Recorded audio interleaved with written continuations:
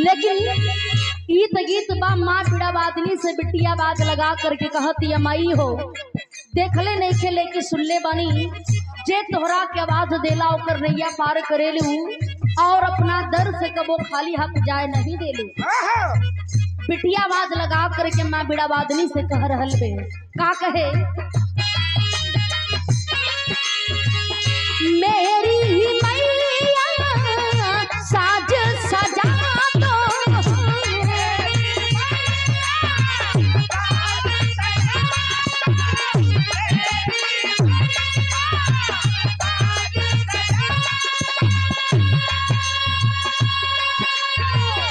मेरी मैया साज सजा दो आज सभा में सजा दो।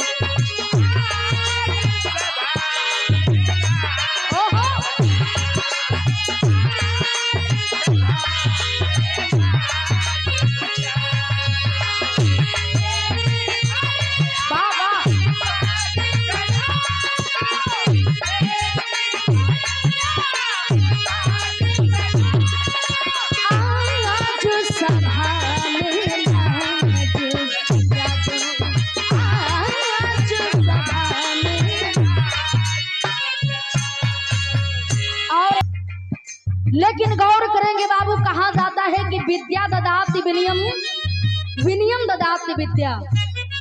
जहां पर शिक्षा है वहीं पर धन है और आज के इस कलयुग में हर एक इंसान को शिक्षित बनना बहुत जरूरी है।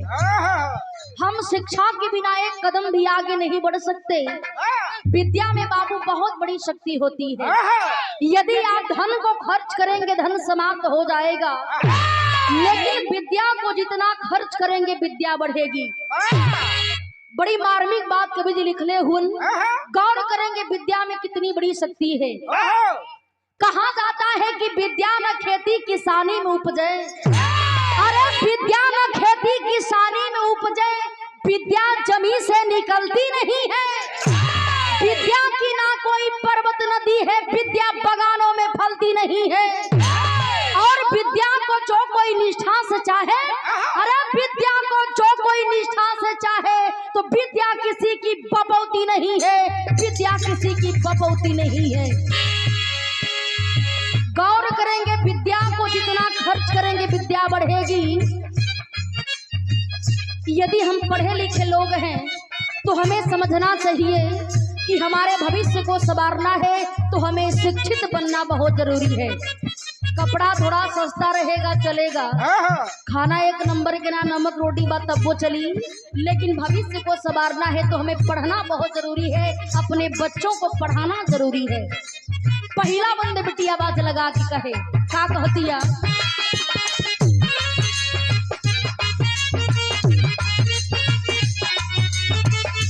यह कहे तानसेन बैजू कहूँ मैया तूने राह दिखाई।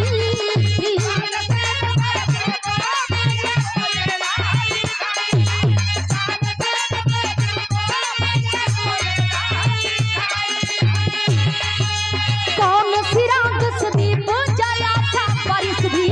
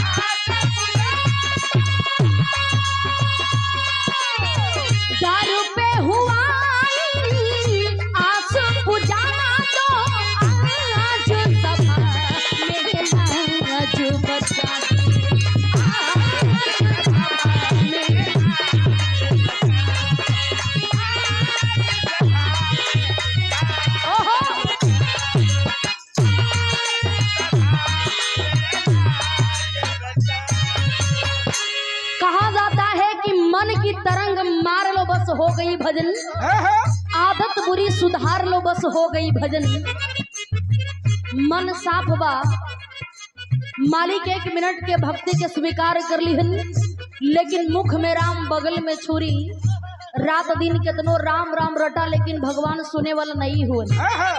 माँ का वंदना कभी बंद नहीं होता, लेकिन 2 मिनट मन से कर दिया जाए तो माता रानी स्वीकार जरूर कर ली है।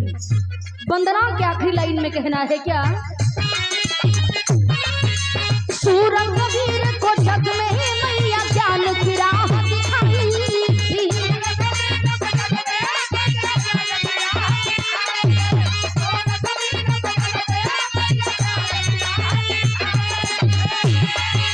मूर्ख थे कालिदास तुलसीदास के सर पे समाई थी।